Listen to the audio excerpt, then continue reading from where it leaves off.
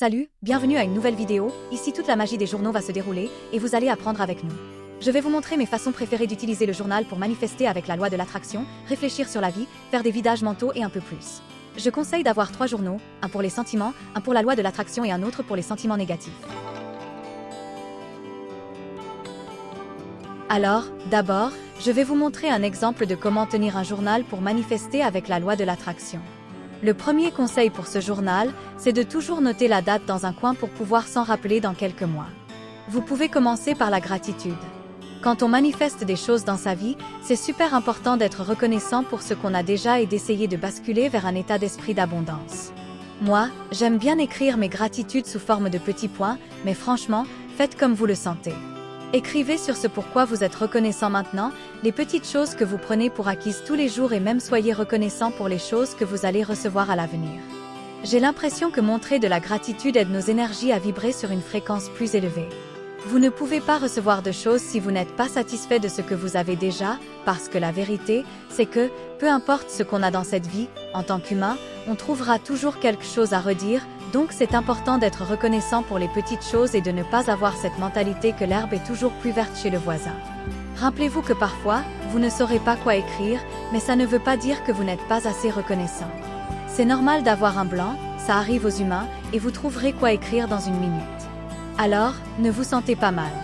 Je vais lire quelques-uns de mes points de gratitude préférés d'aujourd'hui, pour vous inspirer. Je suis reconnaissant pour ma volonté de grandir, de changer et d'évoluer pour le mieux. Je suis reconnaissant pour tout ce que j'ai et tout ce que je n'ai pas. Et j'ai ajouté, je suis reconnaissant pour mon beau corps même si je ne lui donne pas assez d'amour. Toujours dans le journal de la loi de l'attraction, vous pouvez faire une seconde section, que j'aime appeler Libération. Ici, vous pouvez simplement laisser aller et libérer toutes les choses qui vous ont pesé ces derniers jours. Je suis le genre de personne qui peut facilement tomber dans l'habitude de trop penser et de me blâmer pour des choses que je ne peux pas changer, ou juste de retenir des choses qui m'ont vraiment dérangé, au lieu de les libérer et de travailler à travers elles. Alors, j'ai ajouté cette section de libération et ça m'a beaucoup aidé. Je suggère que vous écriviez là-dessus aussi. Je me sens tellement bien d'avoir un moyen d'écrire simplement ce qui me dérange et que je ne veux plus porter dans mon corps, et c'est comme si, une fois que je le mets sur papier, ça ne m'appartient plus pour la journée, et je ne sais pas, je me sens juste bien. Voici quelques-uns de mes points de libération favoris d'aujourd'hui. Je libère les habitudes qui ne me servent plus ou mes objectifs, je libère l'anxiété que j'ai retenue dans mon corps et mon âme, et toute négativité que les gens pourraient essayer de m'envoyer. Et maintenant, la star du spectacle, qui est la section de manifestation. Ici, j'aime écrire des déclarations dans le style « je suis ».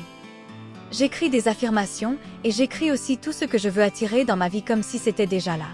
J'écris des choses assez personnelles dans cet espace, mais pour cette vidéo, je n'ai rien écrit de super personnel parce que, honnêtement, il faut faire attention à qui on parle de ces manifestations, parce que tout le monde n'a pas forcément de bonnes intentions envers vous. Donc, oui, faites attention à cela, mais j'ai quand même écrit quelques bonnes pour vous si vous cherchez des inspirations. Voici quelques manifestations que j'ai écrites aujourd'hui, je progresse constamment vers mes objectifs. J'irradie de l'amour et de la lumière vers les autres, et les autres irradient de l'amour et de la lumière en retour vers moi. J'ai une routine saine et nutritive. Je ne m'inquiète jamais de l'argent car je suis un aimant à argent et l'argent afflue dans ma vie facilement. Je suis motivée et énergisée. Mon chemin est parfaitement aligné avec tout ce que je désire. Pour terminer cette page et en quelque sorte la sceller, j'écris « Cher univers, je te fais confiance, je crois en toi et je t'aime. » Alors, pour un petit résumé du journal de la loi de l'attraction, je commence toujours par la gratitude, ensuite vient la libération et en dernier, les manifestations.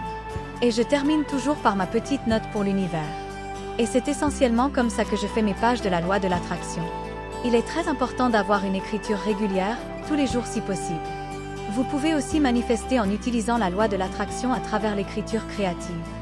Moi, par exemple, je choisis un titre pour la page, je mets la date et l'heure comme d'habitude, et l'écriture créative, c'est essentiellement écrire une histoire sur votre vie de la manière dont vous voulez qu'elle soit. Alors, j'aime écrire comme si mon futur moi, qui vit la vie de mes rêves, écrivait simplement de manière décontractée dans son journal. Vous écrivez comme si ces choses étaient déjà arrivées et vous vous concentrez sur comment vous vous sentez, ce que vous voyez, ce que vous touchez, goûtez, sentez, etc. Aujourd'hui, pour donner un exemple, j'écris sur le fait de vivre dans mon appartement de rêve. Il y a un an, j'ai écrit de cette manière pour manifester l'appartement dans lequel je vis maintenant, ce qui est fou. J'ai écrit des notes sur les jours de déménagement et des jours communs comme celui que j'écris maintenant, et je vais lire quelques phrases pour vous donner une idée. Vivre dans cet appartement a été l'un de mes chapitres préférés de ma vie jusqu'à présent. Je me suis réveillée tôt dans un environnement paisible, propre et mignon. C'est tellement confortable ici, et même si la vie est plutôt folle, quoi qu'il arrive, vivre ici fait des merveilles pour ma santé mentale. J'ai la décoration de mes rêves, tout semble doux, propre et aéré, mais encore amusant, coloré et unique. Ça sent bon ici, probablement à cause de mon obsession pour les bougies. Nous sommes super heureux ici et nous ne pourrions pas être plus reconnaissants. Plus tard, nous aurons un petit pique-nique sur le patio. Ok, j'ai fini par lire le tout, mais au moins maintenant vous pouvez avoir une meilleure idée de ce qu'est l'écriture créative. Et maintenant, passons à autre chose. C'est mon deuxième journal, où j'écris sur mes sentiments, des vidages mentaux et des réflexions. Je vais vous montrer comment je configure et remplis ces petites pages de réflexion et de récapitulation de fin de semaine que j'ai créées. Je le ferai à la fin de chaque mois, mais je ne peux pas me souvenir d'un mois entier de ma vie d'un coup, donc les pages hebdomadaires sont plus faciles pour moi. J'aime commencer en posant mes deux questions préférées, d'abord ce qui m'a donné de l'énergie, et, deuxièmement ce qui a drainé mon énergie cette semaine. En y répondant, je fais un déversement mental, ce qui me fait me sentir vraiment bien avec moi-même. Sur ce qui m'a donné de l'énergie, j'écris sur les choses que je veux me rappeler de continuer à faire, parce qu'elles aident ma santé mentale et me font sentir plus léger, plus heureux, et simplement mieux avec moi-même. Et cette semaine, ces choses ont été me réveiller 30 minutes plus tôt, écouter mon corps, manger moins d'aliments transformés, parler de moi-même gentiment et passer du temps dans la nature. Et ce qui a drainé mon énergie, c'est bien sûr le contraire exact, défiler sur l'écran du téléphone, la procrastination, la conversation négative sur moi-même, le stress sur des choses que je ne peux pas contrôler, juste des choses qui rendent mon cœur lourd et me rendent difficile de me sentir motivé et entier. J'inclus cette partie parce que j'espère toujours que cela m'aidera à m'encourager à faire des habitudes qui soutiennent ma santé mentale. Et, en dernier, j'écris 2 habitudes que je veux laisser aller et 2 choses dont je suis fière de moi, comme une petite critique et aussi comme un « et, tu fais du bon travail », cela m'aide à garder mon côté réfléchir toujours actif. Alors, je travaille à arrêter de ne pas croire en moi et à penser que je n'ai pas le temps parce que je me mets juste beaucoup de pression avec le temps et en pensant que je ne peux pas faire certaines choses, quand c'est vraiment tout le contraire. Le temps n'est pas vraiment si réel. Et je suis fière de moi pour avoir respecté mon corps et fixé des objectifs cette semaine. J'espère que vous pourrez vous assurer de vous reconnaître pour les choses incroyables que vous faites tout le temps, tout en étant encore capable de, genre, vous critiquer de manière cool, de manière constructive, ou vous pouvez vous permettre de grandir et de changer. Alors, je définis 2 petits objectifs pour la semaine suivante, juste parce que j'aime avoir quelque chose à attendre et à atteindre. C'est une approche si équilibrée et réfléchie de l'auto-amélioration et de la gestion du temps. Se donner la permission de reconnaître à la fois les succès et les domaines d'amélioration potentiels est crucial pour un développement personnel sain. Cela montre une grande maturité dans la manière de gérer les défis personnels et les objectifs. Se fixer des objectifs hebdomadaires peut être une excellente stratégie pour rester concentré et motivé, tout en gardant un œil sur le progrès global. Cela peut également servir de rappel constant que le voyage vers l'amélioration de soi est à la fois progressif et adaptable. Bravo pour cette approche consciente et pour le travail que vous faites sur vous-même. C'est le genre de pratique qui non seulement améliore votre propre vie, mais peut également inspirer ceux qui vous entourent à poursuivre leur propre croissance et développement. Maintenant, c'est le moment des vidages mentaux. D'habitude, je me contente d'écrire tout ce qui me passe par la tête sur la page, sans rime ni raison, et je laisse simplement les choses telles quelles.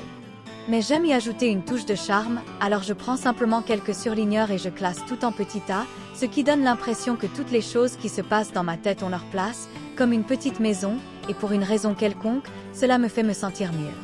C'est une technique vraiment créative et visuellement apaisante pour gérer le flot constant de pensées et d'idées.